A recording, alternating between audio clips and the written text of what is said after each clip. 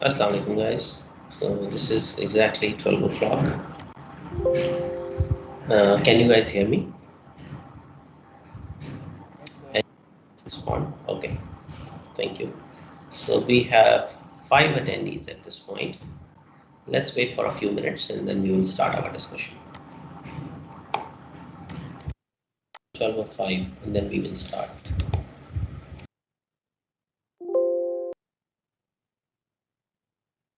our discussion. Let me share my screen with you guys.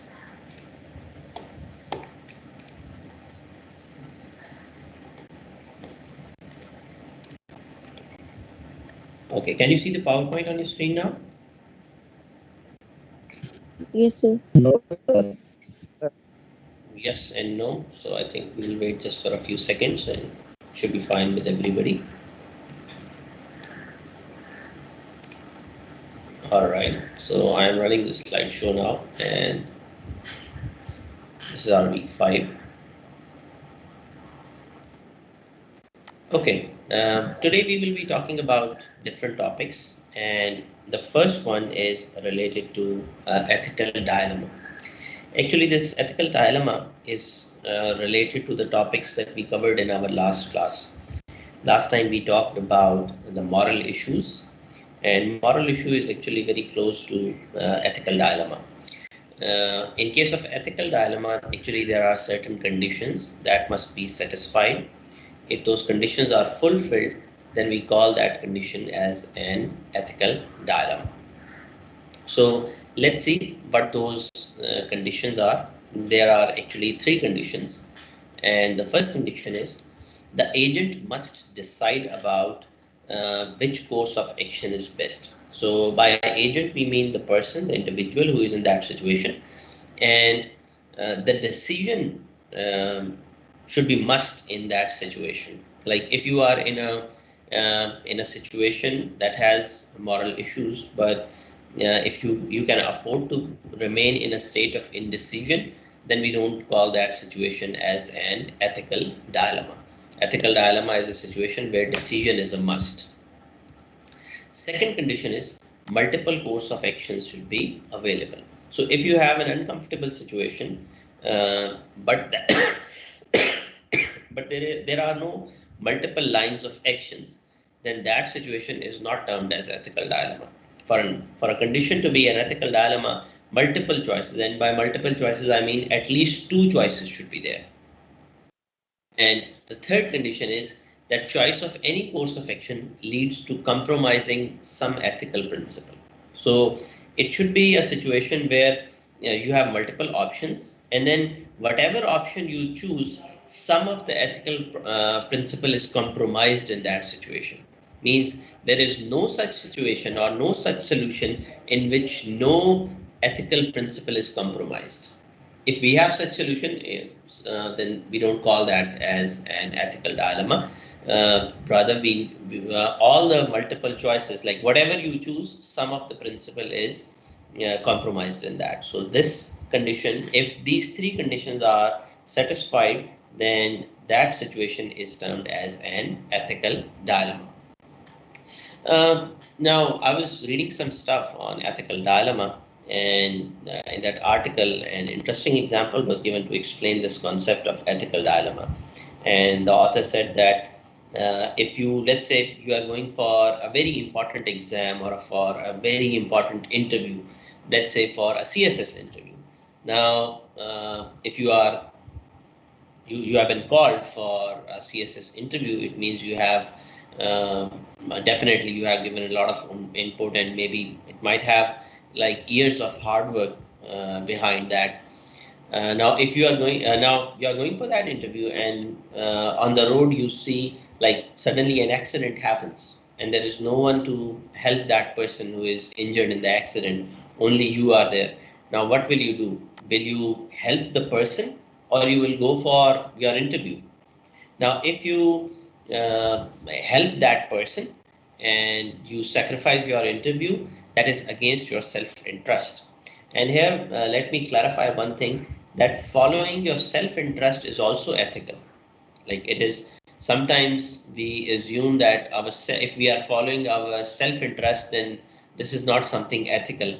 Like there is a kind of negative connotation attached to that, but that is not true, because uh, just like others, you are an individual and you have certain responsibilities. You might have certain few dependents, like you might be supporting your parents, your kids, your wife or husband, or and similarly you have like bills to pay. So you have a lot of responsibilities, and if you are following your self-interest in a legal way, in an ethical way, that's totally fine. And if for any reason you do not follow it, then that is a compromise on ethical principles. So following your self-interest without doing anything wrong or illegal is totally ethical. So if you help that person on the road who needs your help, then you will sacrifice your self-interest, and that is against the principles of ethics, or one of that principle is compromise. On the other hand, if you leave the person on the street unattended or without any help, and you follow your self-interest, then another ethical principle is compromise, because you a person was in need of your help, and he might have bad injuries, so you leave that person and you pursue your self-interest. So again, even if you choose that course of action, a principle of an ethical principle is compromised. So such situation is a good example of an ethical dilemma. So this was a general example, and let me give you a couple of examples from civil engineering perspective as well. So this is our first example. Let's say you are in charge of a site and the project is running behind the schedule, and the reasons behind that are beyond your control. And one day your boss or your senior comes to the site and he asks you to complete the project within time by any means. Now here emphasis is on by any means. It means that by hook or by crook, the boss says that he wants to get that job done. And you, as in charge of the site, you know that like keeping in view the quantity and quality of work, if you satisfy all those requirements, you will never be able to complete it within the given time frame.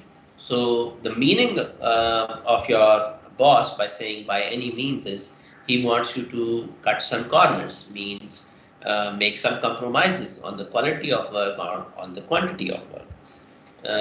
Now, what should you do? And one example about this work might be, let's say you are doing some compaction work at site.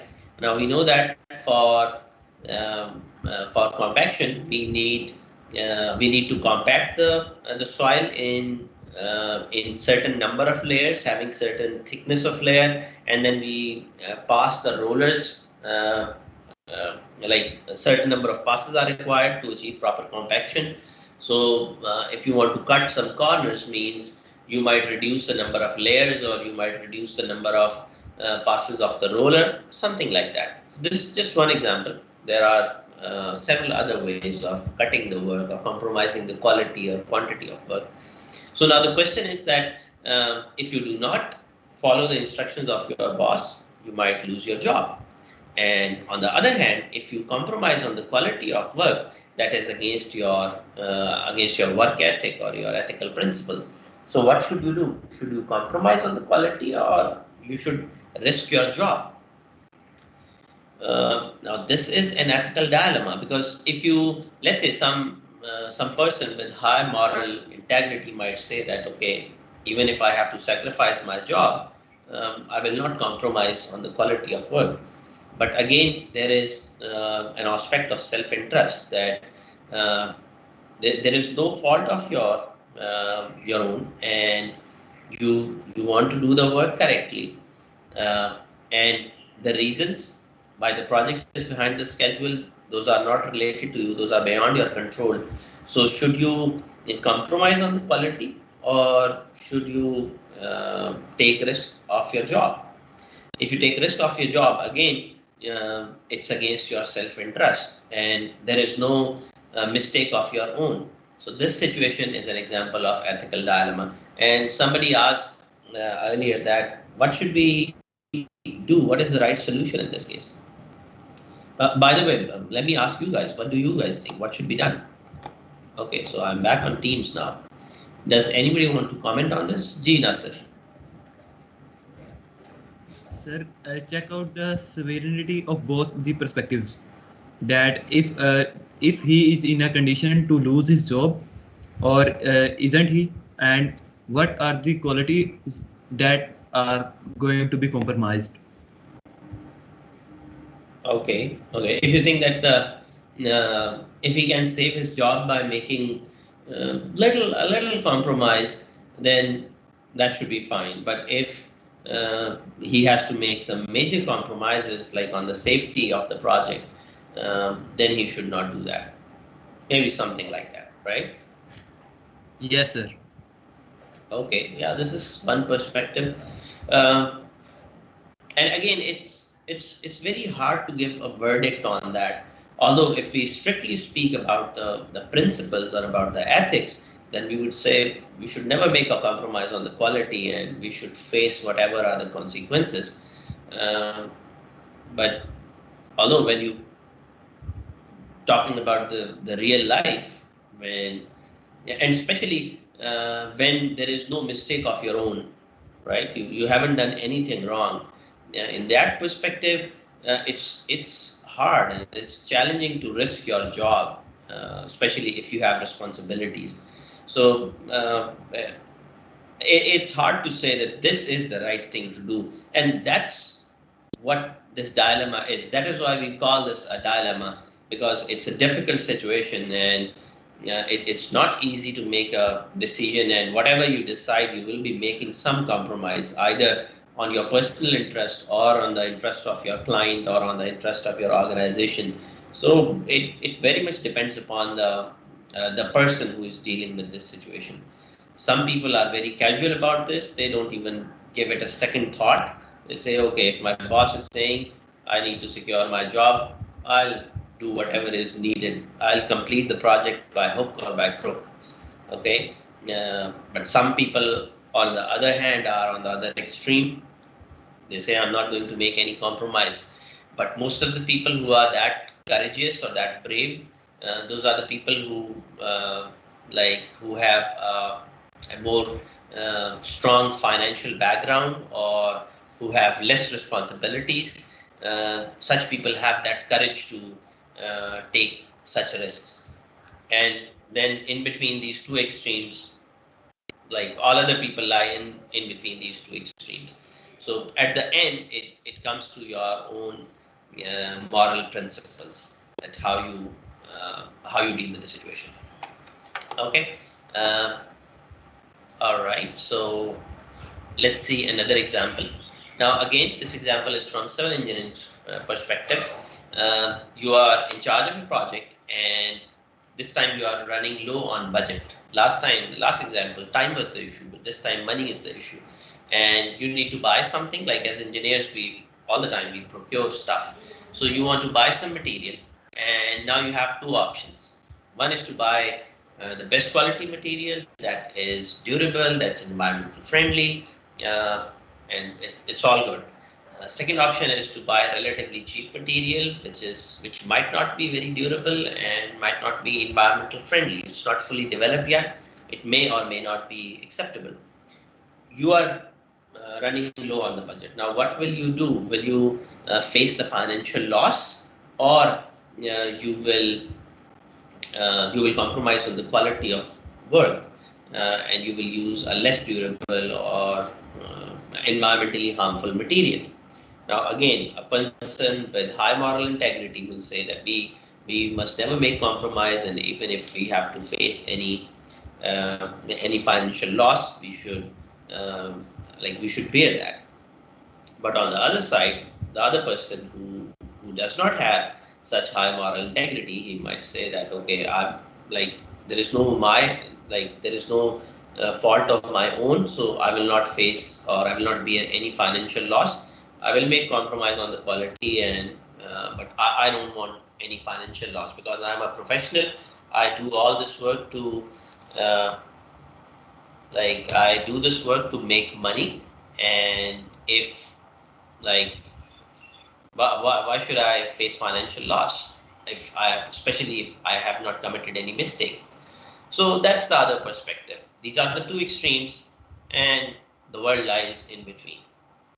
Okay, so these were the two examples of of the ethical dilemma, and the skills required or the points to be kept in our mind while resolving ethical dilemma are basically related to the ones um, that we follow um, that we follow while solving the moral issues, because uh, those are technically very close to each other, and that's why I have discussed it right after the moral issues. Okay, so now before moving to the next topic of today's discussion, let me take your questions. If you guys have any questions or comments, Nasir, your hand is still raised. Do you want to say something, or Yes, you sir. forgot to look? Okay, please go ahead. Sir, it is possible that a person with high moral integrity is not in a condition to face any losses. Then he would definitely go to the second option in the example Hmm. number two. Yeah, it might be like sometimes mm, you have to make difficult decisions and you make compromises. Now, at times you make compromises on your self-interest, or at times you make compromises on others' interests, and it is difficult. That is why it's a dilemma. Otherwise, like we would not have considered it as a dilemma, because it is difficult indeed, and yeah, that's the point. Okay, any other thing or any other example of ethical dilemma that you guys think we might encounter as an engineer?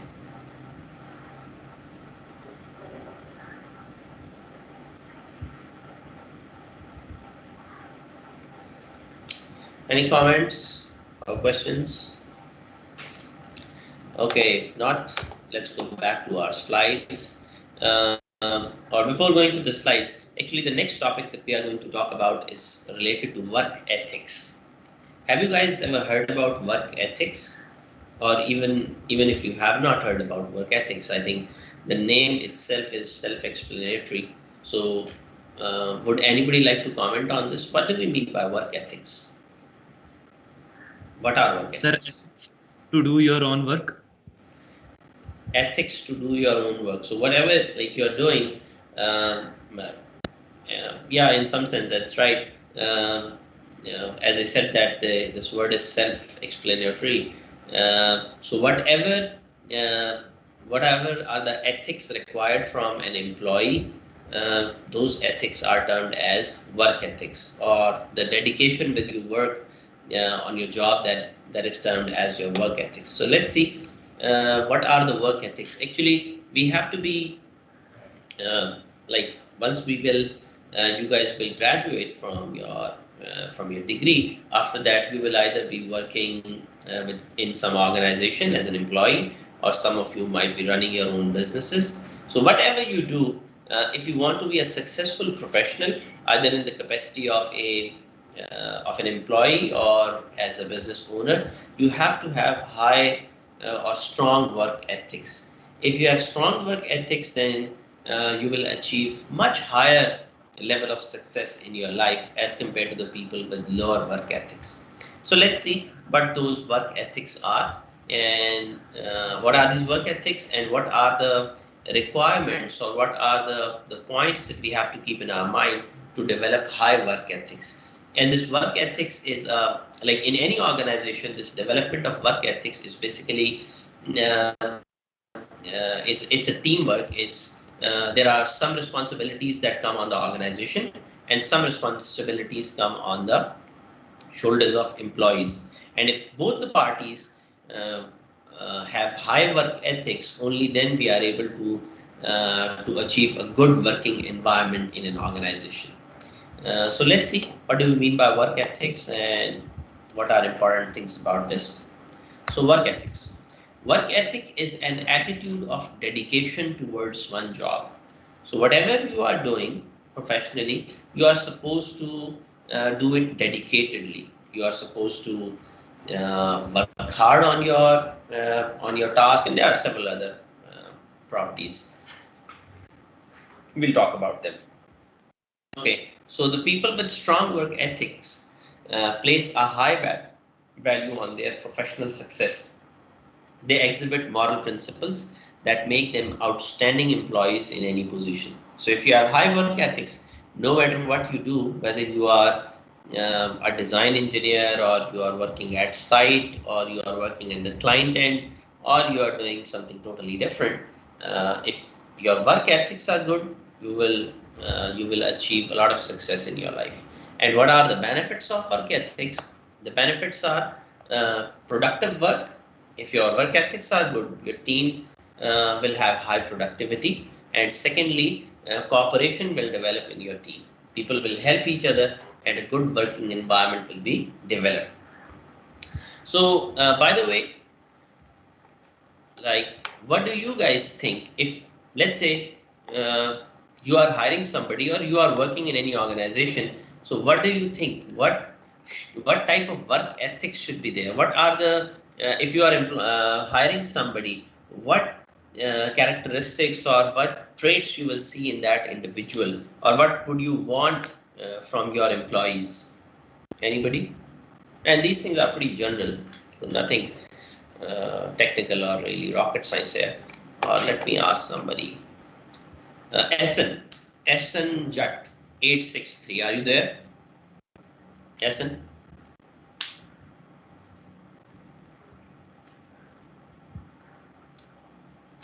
SN. Seems to me SN is not there. He's just online. Okay, Amir.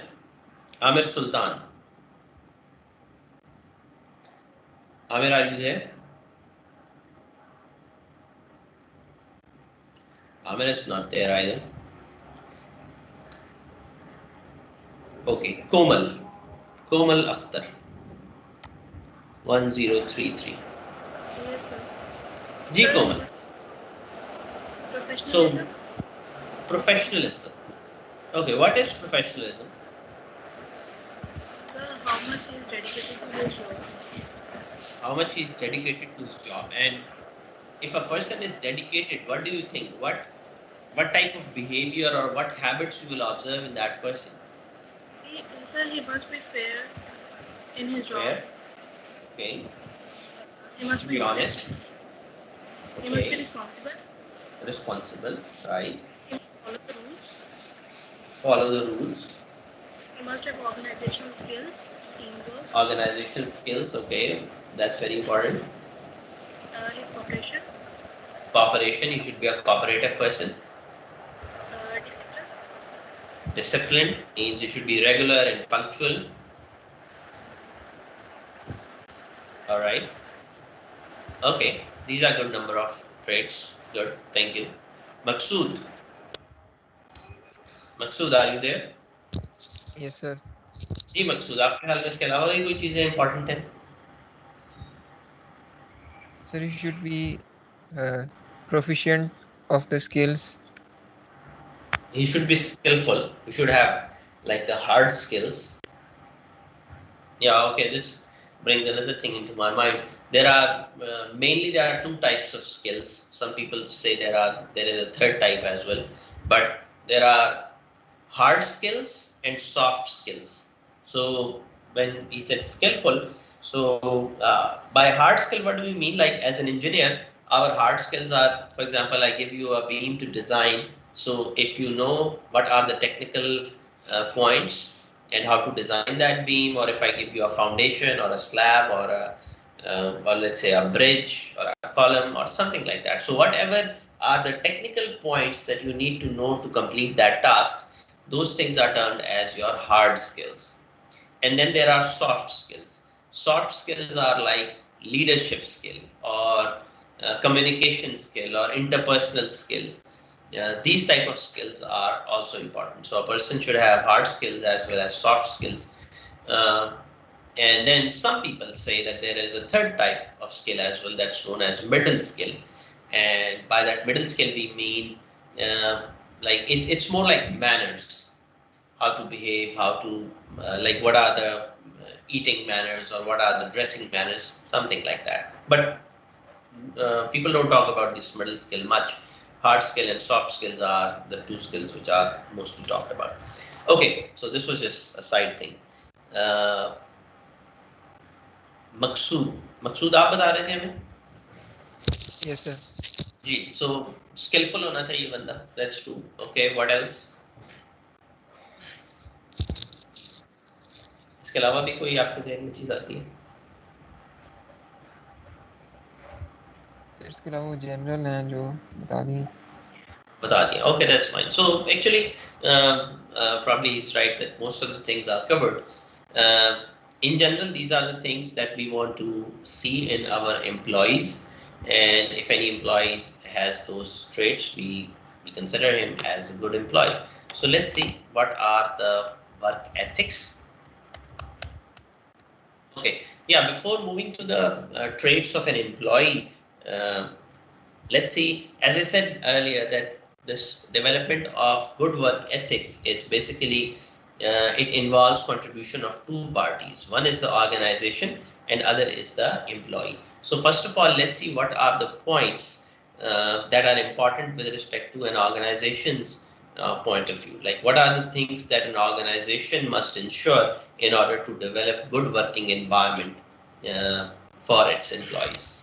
So first thing is uniform rules and regulations. So there should be well-defined and uniform rules and regulations in any organization. Let's say if you are working in a big organization, there might be a lot of engineers working over there, having different cadres like senior engineer, junior engineer, some internees might be there. Then there is some technical staff like diploma holders, and then there might be some non-technical staff. Like administrative people might be there. So whatever cadres are there, very clear rules and regulations should be defined for all the cadres. And those rules and regulations should be very carefully communicated to the employees. Like everybody should know that what are, how he or she will be dealt with. So uniform rules and clearly communicated to the employees. For example, in your perspective, if we, as a student, if we see you are attached to the university, although you are not employees, but you have a relationship. This university is where you study. So it is important for you to know all the rules and regulations. For example, you need to know that how much is your semester fee, what's the deadline to deposit the fee, what's the deadline to register subjects, how many credits you can register, what are the rules related to I grade or W grade. Okay, if you get an I grade, what to do, what is next, or how to avail sick leave or any other type of leave. So these are all the rules which are actually clearly defined, and it is important that these rules should be clearly communicated to you, and you should be fully aware of that. And there should be no pick and choose between the employees. Like people should feel that they are being treated in a just full manner. Okay.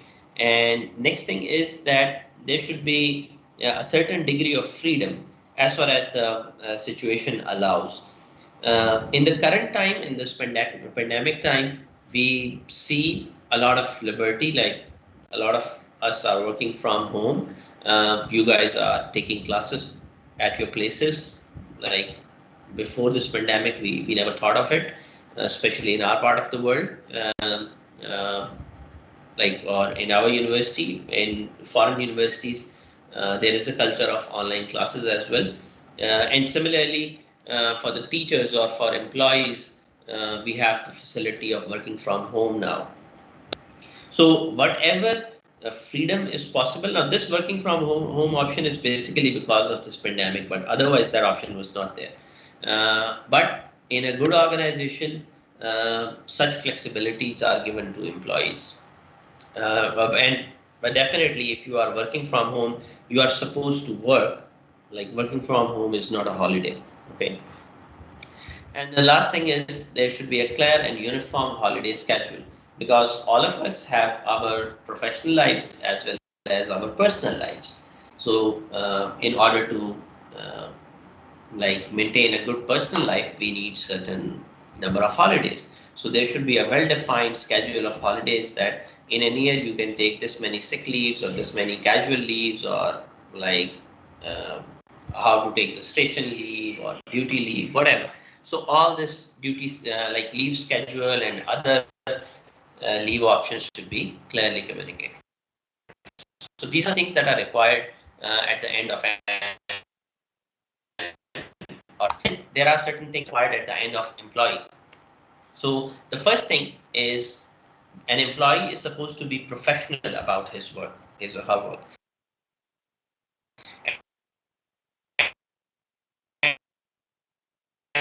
And what are is reliability and honesty. We should be reliable. We should be a type of person that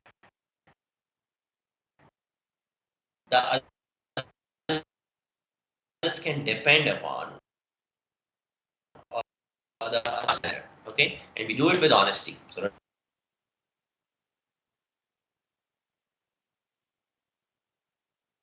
thing that is set yourself deadlines for delivering even small tasks.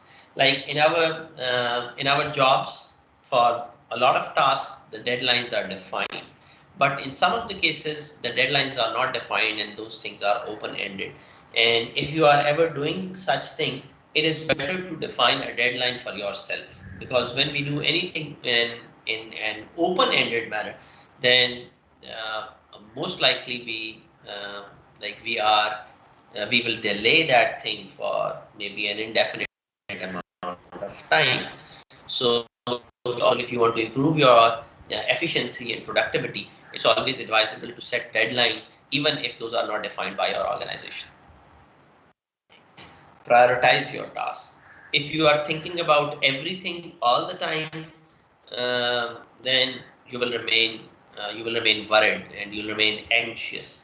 So whatever tasks are assigned to you, prioritize them, list them, make a list of all those tasks, and then prioritize them. What is your priority number one, priority number two, three, and focus on them accordingly. So set some deadline and then prioritize your work. That will help improving your time management. Another important thing about time management is avoid procrastination. Have you guys heard about procrastination?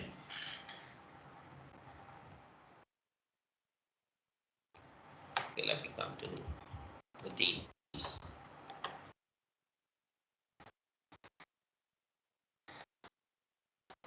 So what is procrastination only used, but in your work till you reach the deadline. For example, if you are assigned a homework today and the submission deadline is, let's say, 1 week, and you keep on delaying it. Let's say you say that, okay, I'll start today or I'll start tomorrow, and you keep on delaying it till the last day or the second last day submission. So this kind of attitude is termed as procrastination. And a lot of time, like, a lot of people are indulged in procrastination. So what are common causes of procrastination? Why do we delay things, or what are the distractions that basically make us delay our work? So what is your experience about this? Anybody? Amir Sultan. Amir, are you there? Yes, sir. तो आमिर आपका क्या ख्याल है? Why do we procrastinate? Sir हम अपने काम पर focus नहीं होते या फोकस नहीं करते? हमें yes sir. Okay. And what are, by the way, the distractions that contribute towards this procrastination? क्या distractions हैं हमारी daily life में जिनमें हम अपना time waste करते हैं?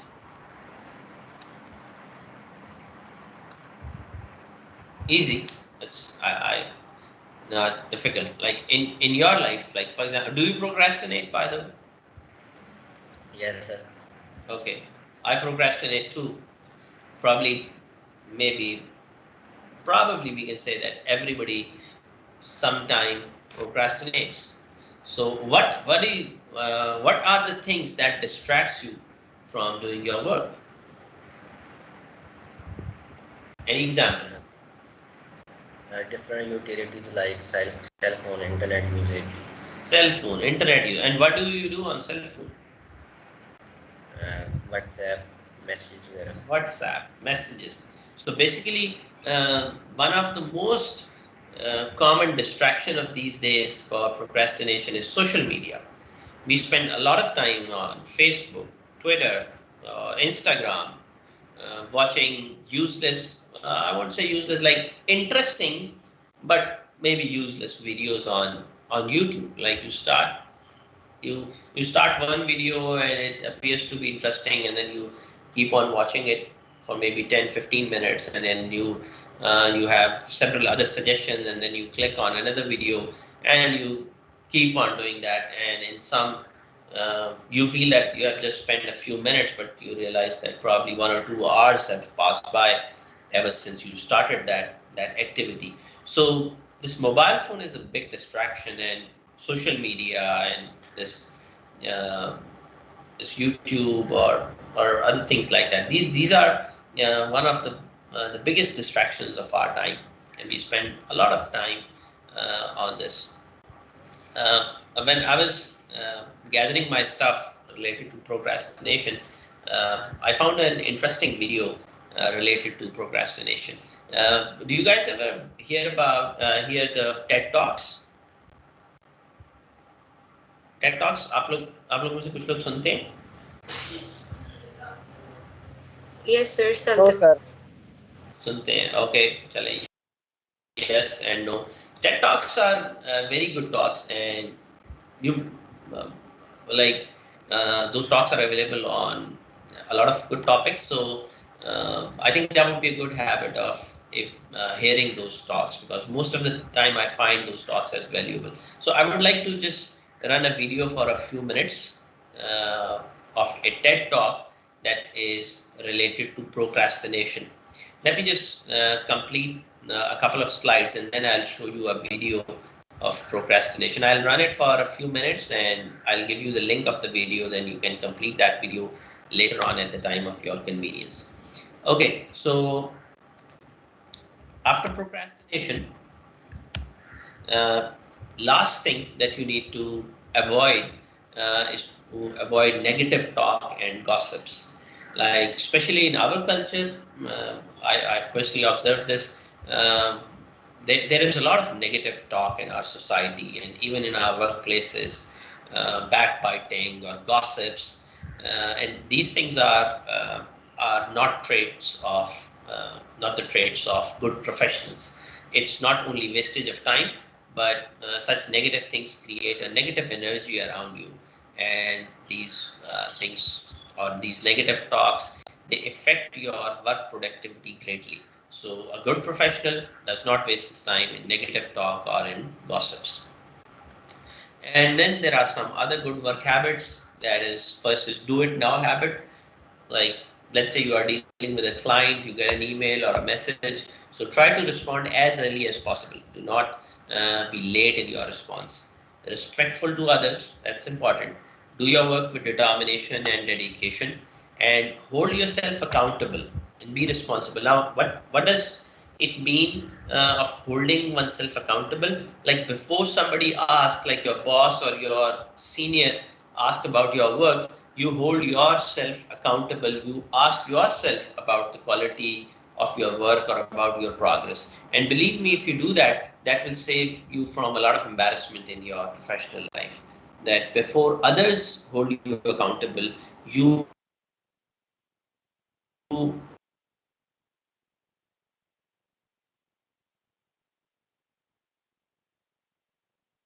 uh,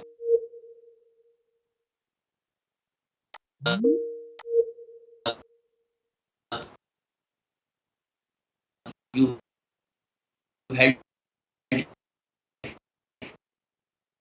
yourself accountable. And last thing is you need to about the ethics. Okay, I did not actually like completely saw that, but I had a few glimpses of that. In a professional perspective, um whenever, even if there is any issue, like even if higher up is not satisfied with the performance of any subordinate, I think the subordinate should be treated with respect, and especially if you are in public and the person is an administrator and he is in charge of managing the things in public. If I think a higher up disgrace that administrator in front of the public, uh, like I personally, it's my personal opinion. I don't think so that that's the right thing to do, because every individual has self-respect,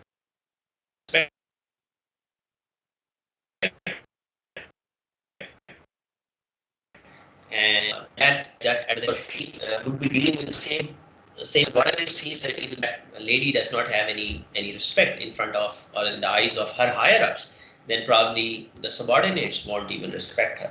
So I think even if there is an issue, that should be resolved in a respectful manner. But there is another side of it, that is, the political guys. They, as you might have seen that on the media as well, a lot of people say that this was like a publicity stunt, maybe. So the politicians, because they need to kind of, they need to show that they are working and they are very dedicated. So that's their way of doing it. But I personally, in my opinion, that's not the right way to deal with the situation.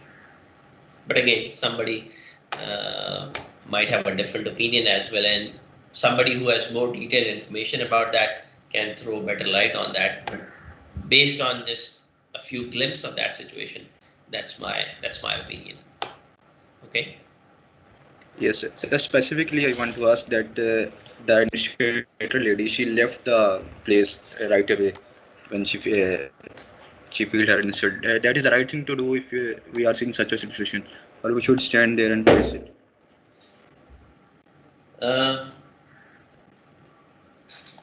Okay, probably it's a difficult question now, because both the situations have their own pros and cons. If you stay in that situation now, and if the other person gets really aggressive, and you are a person with high self-esteem, it's hard to bear. Then it's better to leave that position, but leave that place. But if you, then there is another side of it.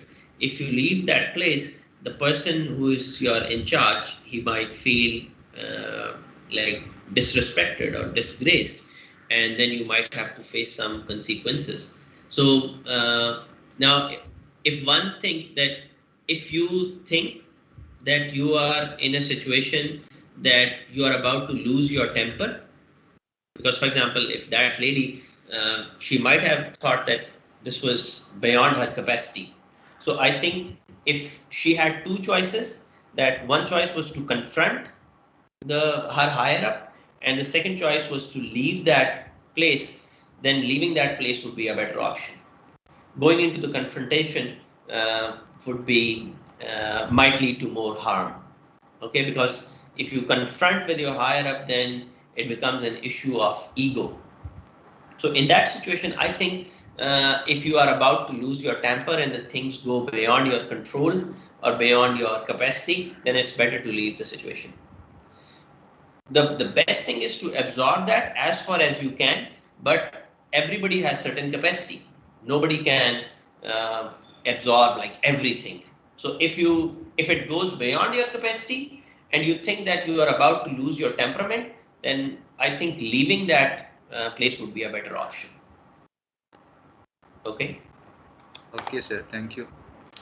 All right, you're welcome. So now let me run a video on procrastination.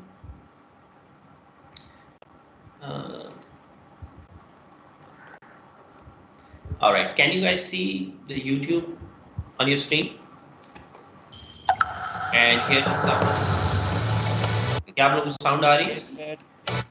All right, let's watch that video for a few minutes. and then we'll conclude. So in college, I was a government major, which means I had to write a lot of papers. Now, when a normal student writes a paper, they might spread the work out a little like this. So, you know, you get started maybe a little slowly, but you get enough done in the first week that with some heavier days later on, everything gets done and things stay civil. And I would want to do that like that. That would be the plan. I would have it all ready to go, but then actually the paper would come along, and then I would kind of do this. And that would happen every single paper. But then came my 90-page senior thesis, a paper you're supposed to spend a year on. I knew for a paper like that, my normal workflow was not an option. It was way too big a project. So I planned things out, and I decided it kind of had to go something like this. This is how the year would go. So I'd start off light, and I'd bump it up in the middle months. And then at the end, I would kick it up into high gear. It's just like a little staircase. How hard could it be to just walk up the stairs? No big deal, right? But then, funniest thing happened. Those first few months, they came and went, and I couldn't quite do stuff. So we had an awesome new revised plan. But then those middle months actually went by, and I didn't really write words. And so we were here. And then 2 months turned into 1 month, which turned into 2 weeks. And one day I woke up with 3 days until the deadline, still not having written a word. And so I did the only thing I could. I wrote 90 pages over 72 hours, pulling not 1 but 2 all-nighters. Humans are not supposed to pull 2 all-nighters. Sprinted across campus, dove in slow motion, and got it in just at the deadline. I thought that was the end of everything. But a week later, I get a call. It's the school. And they say, "Is this Tim Urban?" And I say, "Yeah." And they say, "We need to talk about your thesis." And I say, "Okay." And they say, "It's the best one we've ever seen."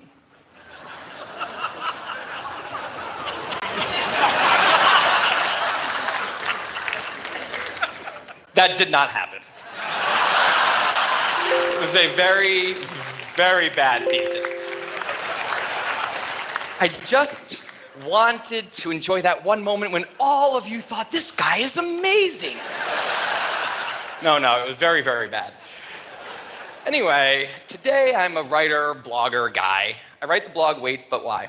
And a couple of years ago, I decided to write about procrastination.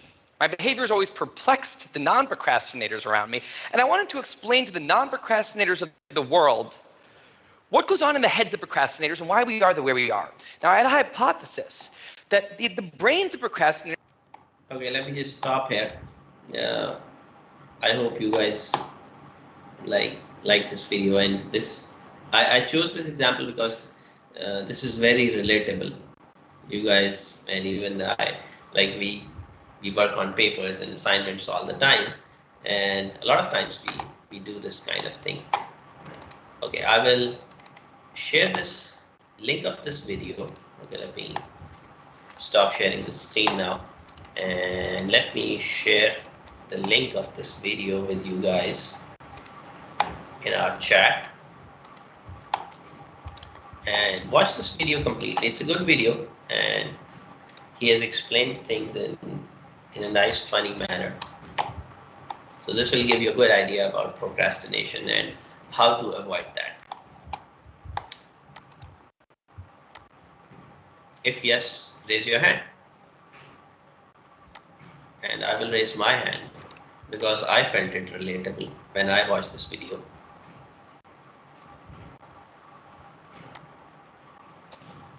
All right, I see a lot of hand raised. That's good.